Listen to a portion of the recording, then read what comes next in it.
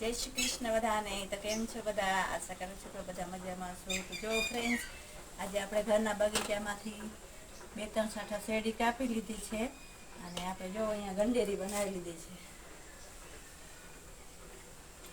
આજે છે અમારા અહીંયા ઘર આગળ મેળો, તો કીધું મેળામાં આપણે આ ગંડેરી બનાવીને ફ્રેશ તાજી લઈ જશું.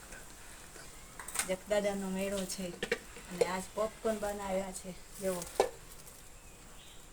તો આપણે ગંડેરીને છે ને આમાં ભરી લઈશું.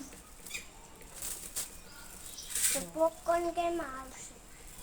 બીજી થેલીમાં આવશે. બીજી થેલી લઈ આવ. મોટી થેલી ખપશે ને? લઈ આવ. ક્યાંથી લ્યો? અંદર હશે.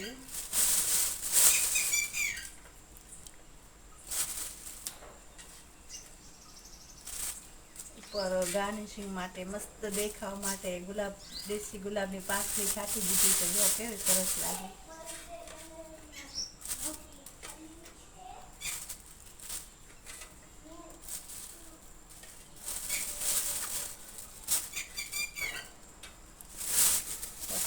તૈયાર છે આપણી આવડી બધી ફ્રેશ તાજી ગંડેરી અને પોપકોર્ન.